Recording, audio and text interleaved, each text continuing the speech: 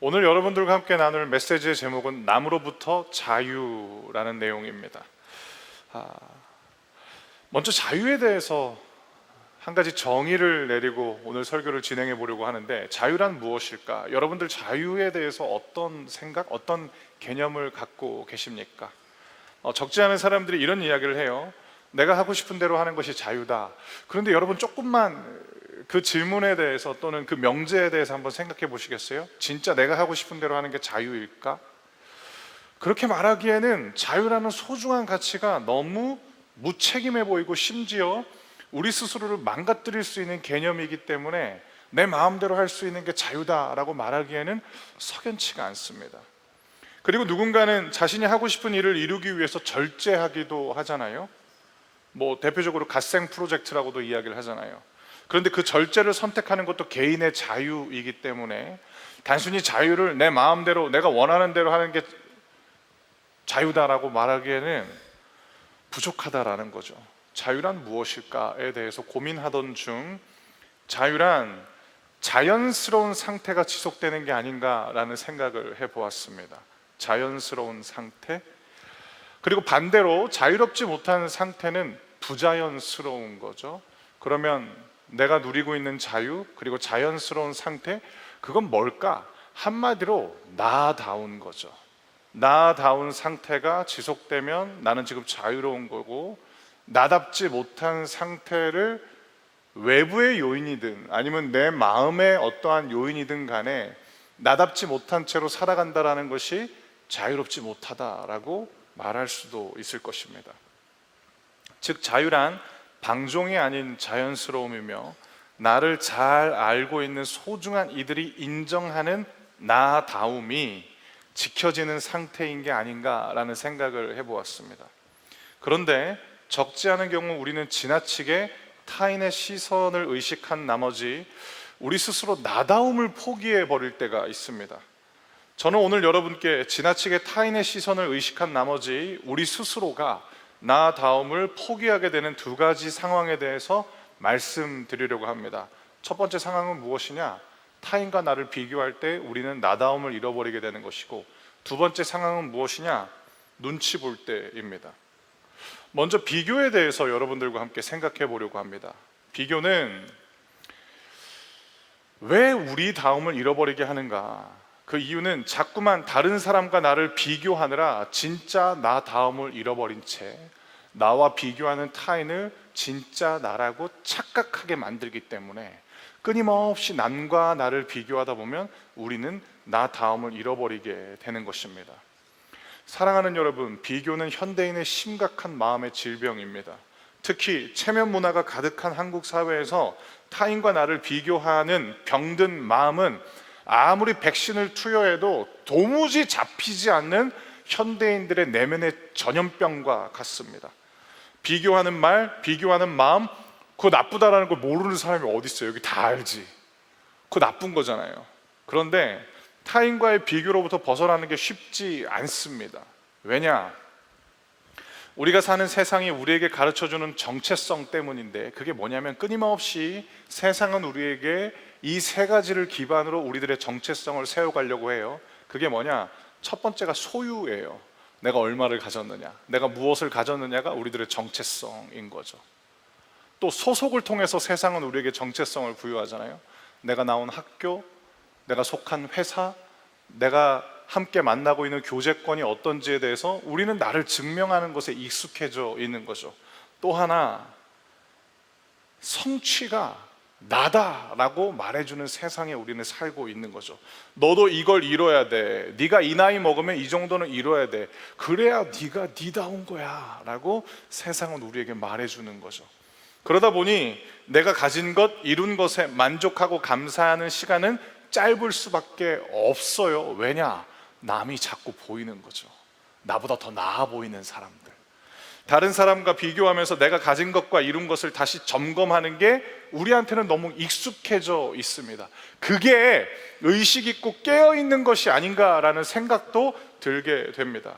즉, 우리가 비교가 나쁜 줄 알면서도 끊임없이 계속 비교하는 이유는 소유, 소속, 성취를 통해서 정체성을 형성하는 것에 익숙해져 있고 그렇게 학습됐기 때문입니다.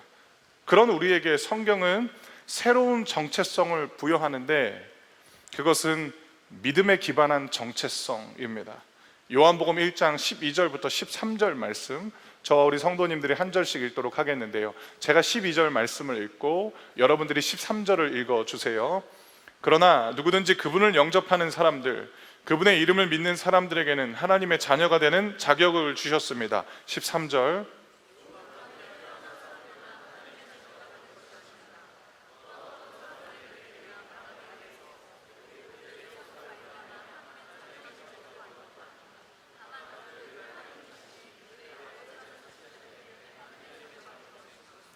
아멘. 12절에서 말씀하고 있는 그분은 누구냐? 예수입니다. 예수님.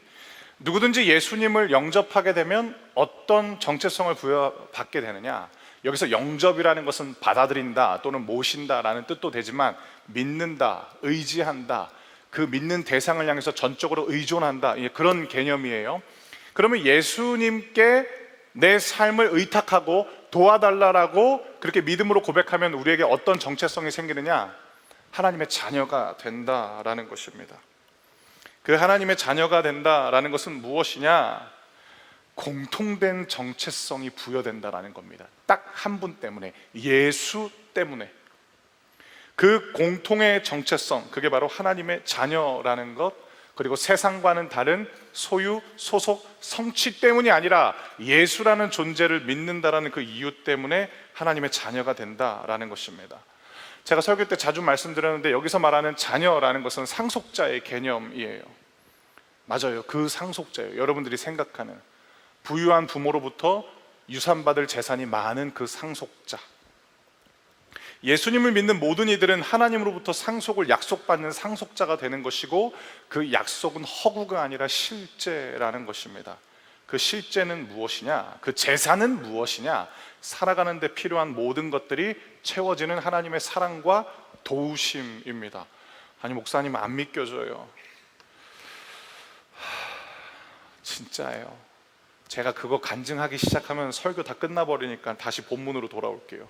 13절은 이런 하나님의 자녀가 되는 이유와 조건이 세상이 말하는 것과는 완전히 다르다라고 한 번 더 말해줍니다. 여러분들이 떠올리는 상속자는 어떤 대상이에요? 당연히 부모님이 부자인 사람이 상속받는 거잖아요. 그런데 요한복음은 그렇게 말하지 않아요. 좋은 가문에서 태어난 사람들만 하나님의 자녀가 되는 게 아니다라고 쐐기를 박아버립니다. 그저 예수님을 통해 우리의 새로운 아버지가 되신 분이 하나님이시기 때문에 예수를 믿는다면 우리 모두가 하나님의 자녀이다 라고 요한복음은 믿음으로 받는 새로운 정체성을 우리에게 가르쳐 주는 것입니다. 사랑하는 성도 여러분, 세상이 부여하는 정체성 대신 예수님을 믿는 믿음으로 주어지는 하나님의 자녀라는 정체성으로 살면 비교로부터 자유로워질 수 있습니다. 왜냐? 비교라는 것은 나와 너의 다름을 잘못 적용할 때 찾아오거든요. 그런데 공통의 정체성 가운데 살다 보면 비교가 어느새 소모적인 시간밖에 되지 않는다는 것을 깨닫게 되기 때문에 믿음이 부여하는 정체성으로 살아가시라고 여러분들에게 말씀드리는 것입니다. 물론 어떤 순간에는 내가 하나님의 자녀라는 정체성을 갖고 살아간다 할지라도 내가 가지지 못한 장점을 가지고 있는 상대방을 보면서 부러워할 수는 있죠. 제가 진짜 부러워하는 스타일의 설교자가 어떤 스타일이냐면 유머러스한 설교자를 보면 저는 너무 부러워요. 그래서 몇 번 웃겨보려고 시도도 했는데 분위기가 되게 이상해지는 거예요. 그래서 하지 않아요. 우리는 다 누군가가 부러울 때가 있어요. 그런데 내가 하나님의 자녀라는 정체성을 살면 부러움에서 멈추게 됩니다. 그리고 어떤 것을 하지 않게 되느냐? 나 다음을 잃어버리지 않게 되고 나를 미워하지 않게 됩니다. 왜냐하면 결국 당신도 나도 하나님의 자녀라는 공통의 정체성으로 돌아오기 때문인 것입니다. 사랑하는 성도 여러분, 여러분을 섬기는 목사로서 마음을 담아 지금 여러분께 말씀드립니다. 지금 당장 세상이 여러분께 부여하는 정체성을 벗어버리고 믿음으로 입는 하나님의 자녀라는 새로운 정체성으로 옷 입으시길 바랍니다. 비교하지 마시고 차별하지 마십시오. 여러분, 차별은 누가 하는 거예요? 다수가 차별하는 거예요? 그렇지 않아요. 비교하는 사람들이 차별하는 거예요. 차별은 상처와 갈등을 남기는 관계이고, 차별은 비교하는 사람이 맺는 병든 사랑인 거예요. 비교를 벗어버려야 여러분들은 다른 사람을 차별하지 않게 되는 것입니다. 치열하게 몸부림치면서 싸우시길 바랍니다. 비교가 찾아오면 여러분들은 그 비교하는 마음을 향해서 싸워야 되는 것입니다. 비교는 어쩔 수 없이 선택하게 되는 우리 내면의 연약함이 아니에요. 우리 다음을 잃어버리게 하는 내면의 악습이니까 비교하는 마음이 찾아오면 치열하게 몸부림치면서 싸우시길 바랍니다. 그리고 비교하는 사람들의 말에 동조해 주지 마세요. 진짜 그 사람이 크리스찬이라면 이렇게 얘기를 하세요. 크리스찬은 비교하는 거 아닌데, 너도 하나님의 자녀이기 때문에 소중한 것이고 나도 하나님의 자녀이기 때문에 소중한 것인데 라고 받아주지 마십시오. 한 번 더 여러분께 말씀드립니다. 사랑하는 성도 여러분, 비교하지 마십시오. 비교하지 말고 하나님 아버지께 여러분의 필요를 말씀드리십시오. 그리고 비교하지 마시고 여러분께 필요한 것을 하나님께 도와달라고 기도하십시오. 그리고 비교하지 말고 너도 하나님의 자녀이고 나도 하나님의 자녀라고 말하면서 다른 이들 대하실 때 자연스럽게 여러분답게 그렇게 사랑하시면서 함께 하시길 바랍니다. 그때 여러분은 어떻게 되느냐? 여러분다운 자연스러운 모습으로 다른 이들에게 예수 안에서 누리는 자유가 무엇인지 보여줄 수 있게 될 겁니다. 여러분, 비교 때문에 자유를 빼앗긴 현대인들에게 크리스천들이, 예수를 믿는 사람들이 예수를 믿기 때문에 소유하는 자유를 보여줄 수 있다는 것만큼 더 놀라운 전도지가 어디 있을까요? 아, 너 왜 이렇게 자유로워 보이니? 너 왜 이렇게 편안해 보이니? 아, 나 사실은 예수님 믿어. 처음에는 뭐야 이러더라도 결정적인 순간에 진짜 예수님 믿으면 나 너처럼 편안해질 수 있어? 라고 묻게 될 거예요. 그때 말씀해 주세요. 진짜야. 예수님 믿으면 너도 하나님의 자녀이고 나도 하나님의 자녀여서 비교로부터 자유로워질 수 있어 라고 말씀해 주십시오. 그러면 그 순간 여러분의 아버지 되시는 하나님이 영광 받고 계세요. 그 일들이 여러분에게 일어나시길 주님의 이름으로 축복합니다. 두 번째, 다른 사람의 눈치를 보지 마시라라고 여러분들에게 말씀드립니다. 왜 그럴까? 눈치 보는 순간 우리 다음은 소멸되게 되는 거예요. 다른 사람 눈치 보면 어색해지잖아요. 여러분, 눈치 보지 마세요. 여러분들한테 두 가지 소식이 주어졌어요. 하나는 나쁜 소식, 하나는 좋은 소식. 뭐부터 듣고 싶으세요? 제가 싫은 건 아니시죠? 좋은 소식, 제가 준비한 게 나쁜 소식이어서 나쁜 소식부터 먼저 할게요. 여러분들에게 찾아온 나쁜 소식이 뭐냐? 여러분들이 아무리 애쓰고 노력해도 여러분은 모든 사람을 만족시킬 수 없어요. 착한 사람 컴플렉스에 걸린 사람이라 할지라도 누군가에게는 여러분들은 답답한 사람일 수밖에 없어요. 만약에 여러분이 누구를 바라보면서 너는 진짜 모든 사람이 다 좋아할 거야 라고 말하는 건 그냥 여러분이 그 사람이랑 성향이 잘 맞는 것일 뿐이에요. 그 누구도 모든 사람을 만족시킬 수 없어요. 여러분 예수님 사랑하시죠? 여러분 예수님 대단하다고 생각하시잖아요. 근데 안티크라이스트가 있잖아요. 그 예수님도 복음서 시대 때만 예수님에게 안티크라이스트가 있었던 게 아니고 2000년이 지난 지금까지도 예수님한테도 안티가 있어요. 근데 우리라고 안티가 있는 게 당연한 거죠. 그런데 윤리적으로, 도덕적으로, 그리고 성경적으로 잘못된 점은 꼭 고치셔야 돼요. 근데 반대로 타인의 만족을 위해서 나의 개성과 기질을 억지로 바꾸지는 마세요. 왜냐? 그거 바꿔도 결국 또 다른 누군가가 여러분들한테 와서 이전에 네가 더 나았어 그러면 이제 골치 아파지는 거예요. 사람들은요 지극히 자기중심적이에요. 객관적인 피드백? 그렇지 않아요. 각기 다른 기준을 갖고 자기중심적인 사람들을 한 개인이 모두 만족시킨다? 그거는 불가능해요. 착한 사람 컴플렉스 그냥 벗어버리세요. 어차피 안 돼요. 반대로 좋은 소식 한 가지가 있어요. 그게 뭐냐? 누군가는 여러분들의 실수와 결점도 사랑스럽게 봐줘요. 왜냐? 그게 그 사람 성향에 맞는 거거든요. 아니 목사님, 저는 아직 그런 사람을 못 만났어요. 아니에요, 진짜 있어요. 누군가는 여러분들의 그 어리버리함을 순수함과 진정성으로 바라봐 준다니까요. 이게 안 믿어진다? 저를 보세요. 저도 만났잖아요. 저 같은 사람도 결혼했잖아요. 그런 사람이 있어요. 여러분 주위에 여러분을 칭찬하는 사람이 많다 하더라도 우쭐해 하지 마세요. 왜냐? 불만 있는 사람은 그거 표현 잘 안 해요. 여러분들한테 불만이 있는데 그냥 마음속으로 삭히고 있을 수도 있어요. 우리 모두에게 그런 한 사람이 다 있다라는 것. 그러나 사랑받을 때는 어떻게 해야 되느냐? 겸손히 받으셔야 된다라는 것. 모두가 다 나를 좋아하는 건 아니다라는 것. 그리고 감사히 받아야 된다라는 것. 반대로 나의 허물에 대해서 누군가가 지적할 때 이것이 성경의 기준에서도 어긋났다라고 하면은 다 받아들이세요. 그러나 이것이 성경의 기준에서 어긋나지 않았다라는 건 저게 저 사람의 기호구나, 저게 저 사람의 취향이구나 라고 생각하시면 됩니다.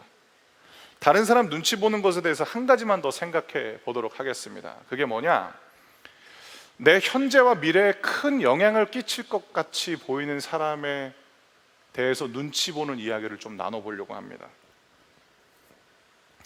제가 이런 표현 쓰는 거 좀 양해해 주세요. 여러분의 이해를 돕기 위해서 쓰려고 하는 거니까요. 내가 생각할 때 나에게 갑이라고 생각하는 사람의 눈치 보지 마시라는 내용에 대해서 여러분들에게 설교하려고 합니다. 사랑하는 여러분, 꼭 기억하시길 바랍니다. 그 사람 하나님 아니에요. 그 사람 하나님 아니에요. 똑같은 사람이에요. 그러니까 눈치 그만 보세요. 눈치 그만 보시고, 여러분들이 눈 깜짝이는 그 순간까지 여러분들을 지키시고 보호하신 하나님을 기억하시고 하나님을 의식하면서 사세요. 하나님도 아닌 사람을 하나님인 것 마냥 눈치 보면서 살잖아요. 여러분도 여러분 다음을 잃어버리게 되고 그 사람 여러분 만날 때마다 착각하게 될걸요. 전능하지도 않은데 여러분들이 그 사람의 눈치를 계속 본다면 착각해요. 내가 전능한 사람인 것처럼. 전능한 사람은 없어요. 물론 제가 말씀드리는 이 의도가 대학생들한테 지금 당장 교수님들한테 들이받으라는 뜻도 아니고 상사나 권위자들한테 옛다 이거 사표다 라고 사표 던지라는 뜻도 아니라는 거 아시죠? 핵심은 이겁니다. 그 사람을 하나님처럼 여기지 말라라는 것입니다. 사랑하는 성도 여러분, 종으로 살지 마시고 하나님의 사람으로, 하나님의 자녀로 살아가십시오. 물론 마음속으로 우리가 수십 번도 다짐해 봤지만 우리에게는 우리를 작아지게 만드는, 쪼그라들게 만드는 사람들이 있어요. 그런데 여러분 그거 아세요? 우리가 그때 왜 작아졌는 줄 아세요? 하나님을 잊어버렸기 때문인 거죠. 그 순간 하나님이 아니라 그 사람만 보고 있기 때문에 우리가 알고 있는데 또 쪼그라들어졌던 것입니다. 우리가 작아지려고 할 때면 하나님을 기억해야 됩니다. 하나님은 우리에게 자신을 뭐라고 소개해 주시냐? 여러분 기억해 주세요. 방패라고 소개해 주셨어요. 지난주 설교 때도 여러분 들었던 메시지죠. 하나님이 방패가 되어 주시는데 여러분 뭐하러 눈치 보십니까? 성경에서 이 말씀이 나온 배경은 하나님의 사람이었던 아브라함이라는 한 인물이 조카 롯을 구하기 위해서 바빌로니아, 엘라살, 그돌라오멜 고임 왕들이랑 이제 전쟁을 치르는 배경이 있었어요. 그게 창세기 14장이었어요. 이야, 근데 전쟁에서 이겼어요. 한 부족이 4개 연합군이랑 전쟁에 싸워서 이겼던 거예요. 근데 이기면 뭐예요? 아브라함이 많이 편할 리가 없는 거죠. 왜냐? 졸지에 아브라함은 조카 한 명 구하기 위해서 네 나라의 군대랑 원수지간이 된 거예요. 여러분 같으면 편히 잘 수 있어요? 그때는 세컨도 없어요. 맘 편히 가족들과 식사할 수 있었을까요? 그러지 못했겠죠. 언제 자기를 죽일지 모르는, 군대들이 몰려올지 모르는 그 타이밍에 하나님이 뭐라고 말씀하시느냐? 창세기 15장에 이렇게 찾아오시잖아요. 아브라함한테, 아브라함아, 두려워하지 마라. 나는 내 방패이다. 내가 너에게 큰 상을 줄 거야 라고 말씀하시죠.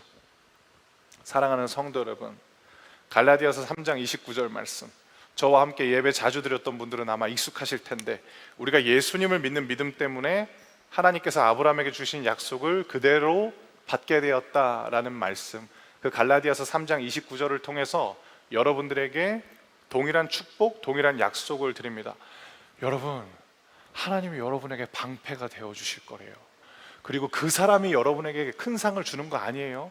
여러분들에게 큰 상을 주시는 분은 하나님이신 거예요. 그러니까 이제 그만 눈치 보세요. 하나님이 여러분들에게 큰 상을 주실 것입니다. 사랑하는 여러분, 그러므로 다른 사람 눈치 보지 말 뿐만 아니라 만일 그 사람과 함께 있을 때마다 계속해서 하나님 보시기에 악을 행하게 된다면 과감하게 떠나세요. 제가 여러분들한테 이런 말씀 드린다고 막 저 목사님 율법주의자네 그렇게 생각하지 마시고, 저도 경험해 봤으니까. 예배 드릴 때 자꾸 나한테 옆에서 말을 거는 사람들이랑 같이 예배 드리는 건 여러분들한테 굉장히 치명적인 리스크예요. 왜냐하면 일주일 내내 우리 공동체에게 있는 이 예배는 딱 한 번이에요. 그리고 우리 예배는 성인 1, 2, 3부 예배에 비해서도 되게 짧거든요. 1시간? 길면 1시간 10분? 와, 하나님한테 1시간에서 1시간 10분도 집중하지 못한다는 것은 굉장히 안타깝잖아요. 이건 작은 범위이고 좀 더 큰 범위로 한번 나아가 볼까요?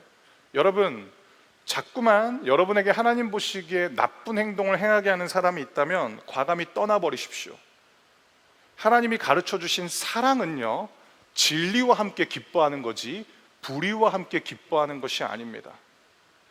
그리고 우리가 먼저 사랑해야 할 분은 하나님입니다. 예수님께서 첫째 계명과 둘째 계명을 분명히 하셨다는 거 기억하시죠? 하나님 사랑이 첫째 계명이에요. 이웃 사랑은 둘째 계명이에요.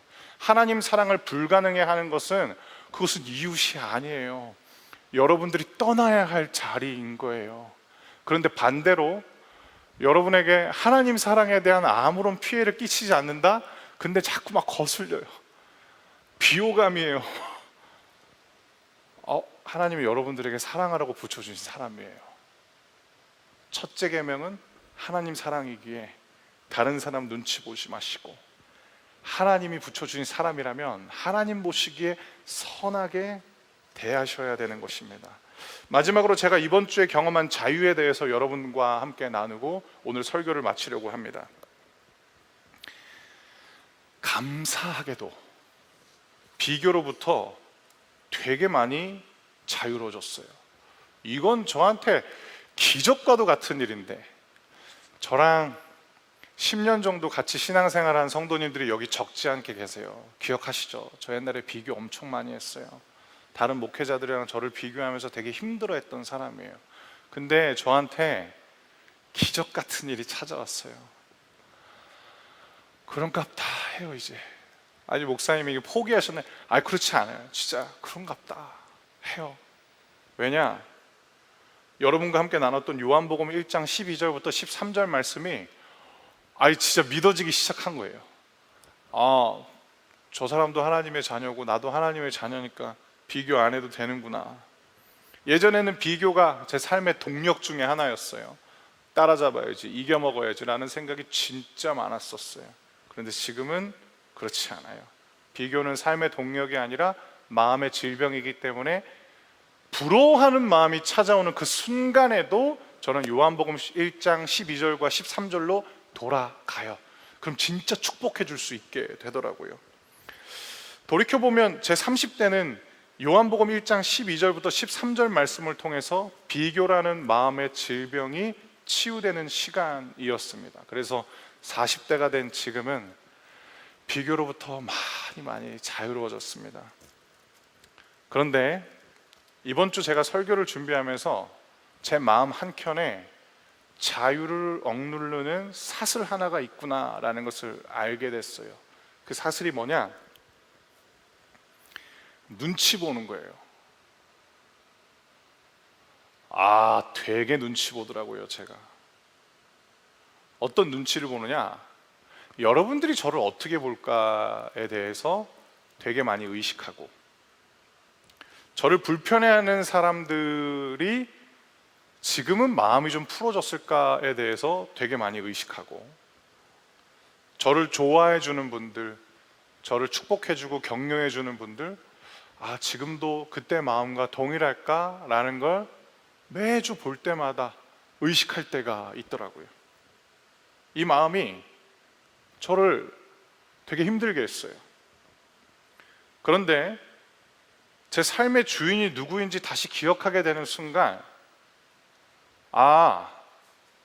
눈치 보지 말아야겠다라고 다짐하게 됐어요. 사랑하는 성도 여러분, 저도 여러분과 동일하게 예수의 사람이니까, 크리스찬이니까 제 삶의 주인이 예수님입니다. 그래서 예수님께 고백했어요. 예수님, 제 삶의 주인은 예수님이십니다. 그러다 보니까 어떤 말씀이 저에게 찾아왔느냐, 바로 갈라디아서 1장 10절 말씀하고 골로새서 3장 23절 말씀인데, 이 말씀을 통해서 다른 사람의 눈치로부터 제가 자유로워지게 됐는데, 혹시 여기 눈치둥이들 있어요? 눈치 많이 보시는 분들? 눈치둥이에게 이 말씀을 나눕니다. 이 말씀을 통해서 여러분, 다른 사람의 시선이 너무너무 여러분들을 힘들게 할 때마다 다시 이 말씀으로 돌아와서 이 말씀이 여러분들의 자유를 억압하는 그 사슬을 끊어버리게 되길 축복하는데, 갈라디아서 1장 10절 말씀을 먼저 제가 여러분들에게 읽어 드릴게요. 내가 사람의 마음에 들게 하려는 것처럼 보입니까? 그렇지 않습니다. 나는 오직 하나님의 마음을 기쁘시게 하려는 것뿐입니다. 내가 사람을 기쁘게 하려고 한다면 나는 그리스도의 종이라고 할 수 없습니다. 사람의 마음에 들게 하는 것이 아니라 하나님의 마음을 기쁘시게 해야 된다라는 것, 제 마음에 들어오기 시작했고요. 골로새서 3장 23절 말씀, 여러분이 하는 모든 일에 최선을 다하며 다른 사람을 위해서가 아니라 주님을 위해 하듯이 열심히 일하십시오. 아멘. 사람을 위해서가 아니라 주님을 위해 하듯이 열심히 일하라 라는 이 말씀, 저한테 그치, 나는 주님을 위해서 일해야 되지 라는 생각을 갖게 됐습니다. 그래서 제가 이런 큐티를 했어요. 나는 오직 하나님의 마음을 기쁘시게 하는 목회를 할 것이다. 그리고 여러분들은 이렇게 적용해 볼 수 있겠죠? 나는 오직 하나님의 마음을 기쁘시게 하는 공부를 할 것이다. 나는 오직 하나님의 마음을 기쁘시게 하는 회사 생활을 할 것이다. 나는 오직 하나님의 마음을 기쁘시게 하는 사업을 할 것이다. 이런 묵상을 여러분들도 할 수 있으시겠죠? 나는 모든 일에 최선을 다할 것인데, 이 열심과 열정은 사람에게 잘 보이기 위한 것이 아니라 주님을 위한 것이다. 이 믿음이 있으면 다른 사람의 시선, 그거 중요하지 않아요. 나에게 중요한 분은 단 한 분이신 거예요. 예수님입니다. 저를 사랑해주고 계시는 성도님들께 진심으로 감사드립니다. 여러분 정말 감사해요. 여러분 덕분에 저 정말 행복한 목사로 살고 있어요. 진짜 감사합니다. 저 허물투성인데 저 아껴주시고 사랑해 주셔서 너무 감사드려요. 하나님의 마음을 기쁘시게 하는 목회할 수 있도록 기도해 주시고요. 제가 많이 부족한 사람인지라 저 때문에 마음이 힘드신 분들, 제가 진심으로 사과드립니다. 너무 죄송해요. 제가 허물이 많아서 그래요. 그런데 너무너무 죄송하고요. 기도해 주시고요. 그럼에도 불구하고 제가 하나님께 기도하면서 고백한 결단은 바뀌지 않아요. 저는 사람의 마음을 기쁘게 하기 위해서 목회하지 않을 거고요, 하나님을 기쁘시게 하기 위해서 저는 앞으로도 그렇게 목회해야 할 것입니다. 제가 청년 사역을 하다 보니까 유튜브 알고리즘에 한동안 자주 뜨는 영상이 있었어요. 그게 뭔 줄 당연히 여러분들은 모르시죠. 청년들이 교회를 떠나는 이유가 그렇게 저한테 막 이렇게 뜨는 거예요, 유튜브 알고리즘에. 저 참고로 그런 거 보는 거 되게 싫어하거든요. 근데 눌렀어요, 제가 그거를. 들어보세요. 헌금을 강요한다, 헌신에 대해서 자주 이야기한다, 사역을 하자라고 자주 광고한다, 봉사하자라고 말한다, 쉬고 있는 청년을 보면 너 셀 왜 안 하냐고, 너 소그룹 왜 안 하냐고 이야기를 한다, 수련회나 교회의 큰 행사를 앞두고 있을 때 다 같이 하자라고, 모두가 다 참여하는 거라고 광고한다. 절망했어요. 제 넥드 사역을 보고 유튜브 찍은 줄 알고 깜짝 놀랐었어요. 온통 제 얘기인 거예요. 내가 우리 청년들한테 진짜 감사해야 되는구나, 그런데도 떠나지 않는구나, 우리 청년들 너무 고맙다. 근데 동시에 제가 어떤 마음이 들었냐면, 근데 이거 다 성경에 나와 있는 건데, 이거 성경에 다 나와 있는데 이거 설교 안 하면 뭐 어떡하지? 근데 여러분, 오늘 인도 아울리치 위해서 우리 헌금할 거예요. 왜 그런지 제가 설명드릴게요. 우리 넥스트림 예배팀이 넥스트림 예배만 섬기는 게 아니고 금요기도 집회, 드림 플러스, 그리고 힐링 캠프도 다녀왔어요. 넥스트림 예배팀에 특히 악기를 연주하는 친구들 대부분이 실용음악 학원에서 강사로 일하고 있는 친구들이에요. 근데 제가 최근에 어떤 이야기를 접했냐면, 실용음악 학원에서 우리 넥스트림 친구들한테 나가라고 한 거예요. 힐링 캠프나 6월에 있으면 이제 MK 캠프도 있고, 그리고 인도 아울리치도 인도에서 이제 요청이 온 거예요.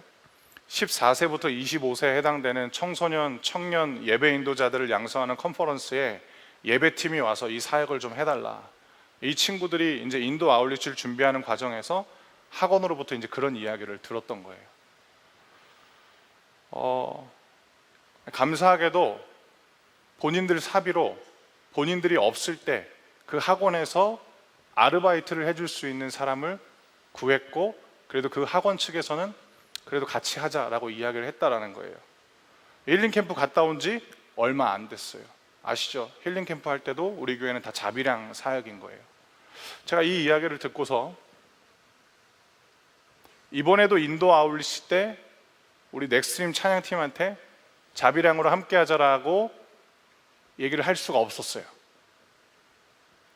그래서 여러분들한테 5월 첫째 주에 우리가 헌금해서 넥스트림 예배팀, 인도 아울리치 함께 하자라고 말씀드렸던 이유가, 가끔씩 우리가 왜 수련회 때 우리 수련회 위해서 찬양으로 연습해줘서 고맙다고 막 박수도 하고, 우리 넥스트림 예배팀 매주 토요일 오전에 나와서 연습하거든요. 그리고 어제 드림 플러스 섬기고 이제 오늘 왔어요. 이 친구들 토요일 날 나가서 돈 벌면 돈 훨씬 많이 벌 수 있어요. 근데 그거 다 내려놓고 그냥 찬양 연습하는 거예요. 그냥은 못 보낼 것 같아요. 그래서 저는 여러분들한테 그냥 오늘 이번 한 주 헌금은 인도 아울리치를 위해서 흘려보내자라고 말씀드리고 싶고요. 그래서 지금 제가 이제 헌금 얘기한 거예요. 또 하나 드림 플러스 말씀드릴게요. 이번 주 토요일에 디에이드라는 그룹이 와요. 어쿠스틱 콜라보, 묘해 너와라는 곡 아세요? 제가 부르면 그 원곡에 대해서 신뢰를 범하는 것 같아가지고. 근데 우리 예배 인도자 한 분이 저한테 이런 얘기를 하는 거예요. 목사님, 참고로 제가 그 가수를 되게 좋아해요. 노래를 되게 잘하시더라고요. 그리고 여러분 세대가 되게 좋아하는 뮤지션 중에 한 사람이라는 얘기를 듣고서 제가 드림플러스 때 초대하자라고 이야기를 했었어요. 그런데 생각지도 못한 문제가 있었어요. 그게 뭐냐면 두 가지였는데, 첫째, 그분들이 크리스천이 아니었다라는 거. 두 번째, CCM을 부를 줄 모른대요, 아예. 그리고 외부 곡을 원래 안 부른대요. 제가 뭐라고 얘기했냐? 그래도 오라 그랬어요. 복음은 제가 전하는 거니까. 그 사람들은 좋은 공연을 하고 여러분들이 드림플러스에 초대한 사람들한테 좋은 음악을 들려주면 되는 거고, 복음은 내가 전하면 된다라고 이야기를 했어요. 제가 만약에 남 눈치 보는 목사였으면 저는 그거 못했을 것 같아요. 그래서 여호사 목사님한테 이렇게 말씀드렸어요. 그러니까 너무 좋아하시는 거예요. 잘했다고, 복음은 네가 전하면 된다고. 제가 여러분들한테 근데 하나만 더 부탁드릴게요. 드림플러스 예배 때 여러분들 맨 앞자리에 앉아주셨으면 좋겠어요. 왜냐하면 교회가 낯선 사람들은 맨 앞에 못 앉아요. 힘들게 왔는데 맨 앞자리만 비어있고 뒷자리가 꽉 차 있잖아요. 그러면 쭈뼛쭈뼛 서 있다가 끝나고 친구랑 얼른 나가버려요. 여러분들이 맨 앞자리에 앉아주세요. 그리고 뒷자리는 교회가 어색한 사람들, 교회가 낯선 사람들, 억지로 친구 따라 온 사람들, 그들이 앉을 수 있게 여러분 드림플러스 예배 때 맨 앞자리에 와주시는 헌신을, 그 봉사를 해주세요. 제가 기도하고 인도 아울리치 위에서 헌금하는 시간 찬양하면서 갖도록 하겠습니다. 제가 여러분 위해서 기도하겠습니다. 하나님 아버지, 이 시간 마음을 담아서 기도드립니다. 하나님, 우리가 비교할 때가 참 많습니다. 어렸을 때부터 우리는 등수가 있는 성적표를 받아왔었고, 또 어렸을 때부터 우리는 우정을 배울 때도 있었지만 경쟁을 배워왔어서 남과 나를 비교하면서 그렇게 힘들게 살아왔습니다. 하나님, 그런데 우리가 하나님의 아들이신 예수님을 통해서 하나님의 자녀라는 새로운 정체성이 생겼습니다. 비교로부터 자유로워질 수 있게 해주십시오. 하나님, 정말로 기도합니다. 비교하는 마음이 우리에게 찾아오면 우리가 너무너무 가슴이 아프고 우리가 너무 힘듭니다. 어떤 때는 두려울 때도 있고, 어떨 때는 슬플 때도 있고, 어떨 때는 내 자신이 그렇게도 미울 때가 있습니다. 하나님, 정말로 간절하게 기도드립니다. 우리 사랑하는 청년들, 우리 사랑하는 성도님들, 더 이상 비교하지 않게 해주십시오. 더 이상 비교하지 않게 해주십시오. 남이 부러워지는 그 순간마다 요한복음 1장 12절부터 13절 말씀이 떠오를 수 있게 해주십시오. 그래서 끊임없이 비교하는 상대방이 나가 아니라 하나님이 지으신 나 다음을 잃어버리지 않게 하여 주시옵소서. 하나님, 우리 사랑하는 청년들, 우리 사랑하는 성도님들이 살아가는 삶의 자리자리마다 마치 우리에게 하나님처럼 다가오는 사람들이 있습니다. 자신의 힘을 과시하고 자신의 영향력을 행사하려고 하는 사람들이 있습니다. 하나님, 그때 우리가 너무 작아질 때가 있습니다. 하나님, 그때 우리가 쪼그라들 때가 있습니다. 하나님, 우리한테 내가 너의 방패야 라고 말씀해 주셨고, 나 너한테 큰 상을 줄 거야 라고 말씀해 주셨으니 하나님, 다시 그 말씀으로 돌아올 수 있게 해주십시오. 사람에게 하듯 하는 것이 아니라 매 순간마다 주님께 하듯 하기에 우리들의 열정과 열심은 온전히, 그리고 언제나 하나님만을 향하게 하여 주시옵소서. 주님, 우리 그런 주님의 사람으로 살게 하여 주시옵소서. 이 모든 말씀 언제나 우리에게 마음의 평강, 마음의 자유를 주시는 예수님의 이름으로 기도드립니다. 아멘.